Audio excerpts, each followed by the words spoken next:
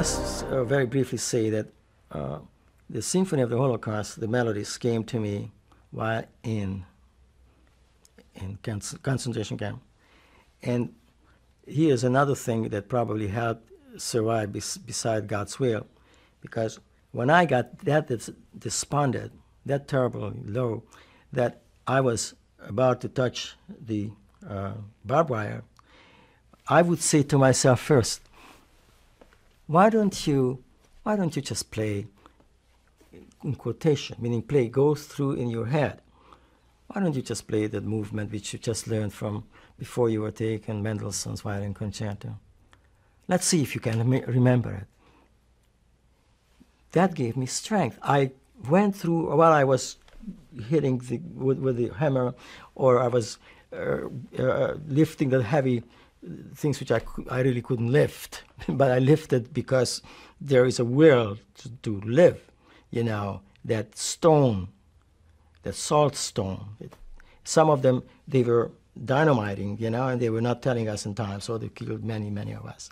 But at any rate, so that gave me also an incentive to live. So this is how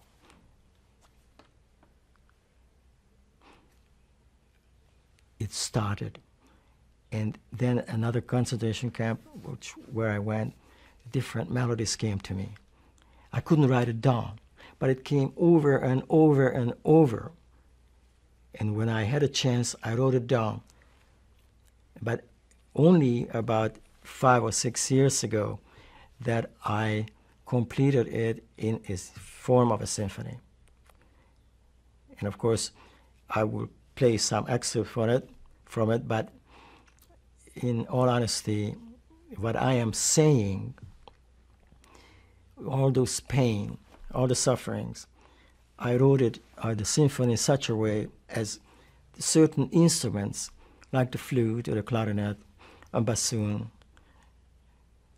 and the violas, and the violins, that they talking, they telling the story, the instruments telling the story. But in this case, we still will play just a little excerpts from here and there. Actually, there is 5 movements. The first one is entitled The Song of the Holocaust. The second one is the prayer, where we turn to God to liberate us from that terrible, terrible ordeal. And the third one is the Song of Liberation,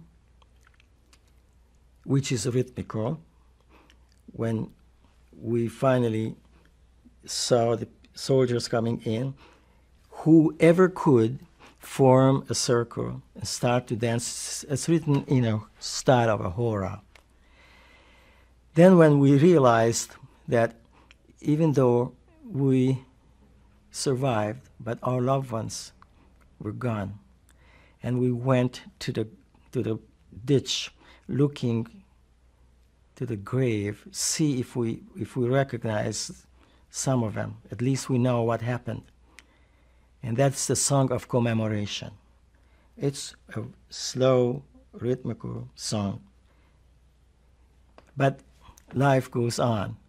And then we realize that our lives were given back and a new beginning, that we are alive and we're happy. So we felt as free as a bird. And this is the joy of life and freedom. And in one point in that song, toward the end, in a cadenza, written for the violin, of course, I imitating a bird for a short, just a few bars, but I'm imitating a bird to express the joy and the freedom. So that's the 5th movement. But they're all short.